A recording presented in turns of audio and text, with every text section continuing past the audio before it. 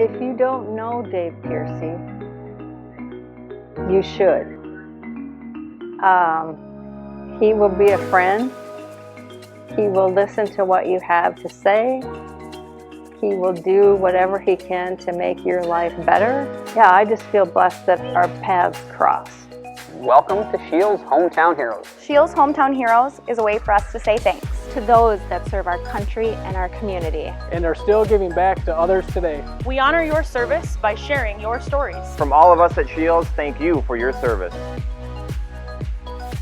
My name is Dylan Julius with the Rapid City Scheels, and today we are going down to Fort Real Cafe to surprise David Pearcy with the Scheels Hometown Hero Award. Thank you, David, for all you've done for our country and community. Dave! How's it going? How's it going? Good. How are you? Good. On behalf of Scheels, you have been nominated as the next Scheels Hometown Hero. I want to present that to you today. Thank you for all your service and for everything you do for the community. Thank you. Yeah, you're Thanks, welcome. Dylan. Appreciate that. So when I joined the Air Force, I really didn't have my idea is I wanted to be like a cop or a security forces person with a K-9 unit. That was kind of my dream. I had a cousin that did that with the Sheriff's Department in our hometown. That didn't work out. I guess someone had other plans for me. So I got selected to go to air traffic control school. Looking back on that now, it was a great stepping stone to where I'm at today.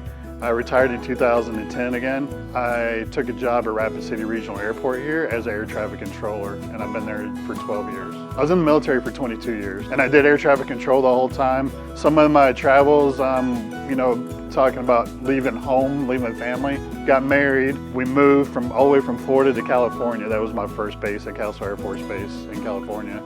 We were there for 7 years, and then we moved to South Carolina, the Shaw Air Force Base. We went to Germany for 4 years, and then in 2004 we left Germany and we got assigned here to Ellsworth Air Force Base in Rapid City, South Dakota. He went to Iraq, but he went to Iraq when we were in Germany, so that was a little bit more challenging because it wasn't close to home, and just having to work out, the different details of all of those things. And just before he was to come home, he called me real quick to say, "Just want you to know that I'm safe. Turn on CNN." That's all they could say.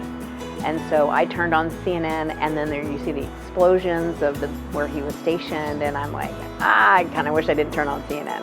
But I knew he was okay. That was probably the most stressful in having the kids. It's definitely a high stressful job depending on the location where you work.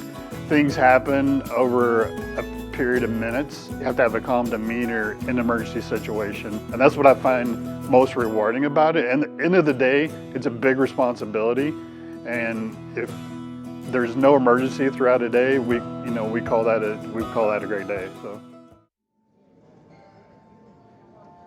He works full-time.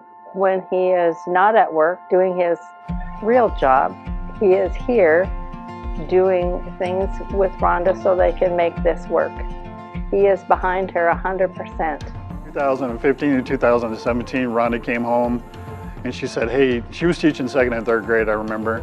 And she's like, I'm starting to notice like some kids are coming to school hungry. So from that conversation, a few weeks later, she came home again and said, hey, I have this vision of bringing people together in a cafe setting because I have no idea what that looks like. So what does that mean exactly, right? I had no idea what it looked like, and so as a teacher, you were supposed to have a plan and everything laid out, and that was not it. It was really a step of faith. And so when I told David, I said, hey, I feel God's calling me to step away from teaching and to pull food and people together in the community. And so the entire time along the way, he has supported me 100%. He has still questioned as to what it may look like at the end, which I think we all did, and just one piece at a time. So a gifted meal is a meal that people can come in and exchange 30 minutes of volunteering for that meal if they can't afford to buy it. People can come in and pay it forward. You can come in and say, hey, I'll pay $10 for my meal, here's another 10 to pay it forward for somebody else's meal. It works like that. A lot of people think when it's a pay what you can cafe, they think it's going to be a typical soup kitchen, and it's not. And so it's a place where people can come, whether they have the means to pay, or they want to volunteer, or they have lots of means and they want to give a little extra. And so it's really, food is that piece that brings people together. And when you sit down at a table, I truly believe we could solve the world's problems at the table. We got to help people. You know, it's all about helping people. So at the end of the day, that's why we're here. That's what we're going to do. We're here to help people, gather the community. It's here because of the community, because the community has come in. We just kind of orchestrated what it looks like. There's opportunities all over the place. If you just look for an opportunity to get involved somewhere, Fork Real is just one place, but I challenge people, just get involved in your community if you can do it.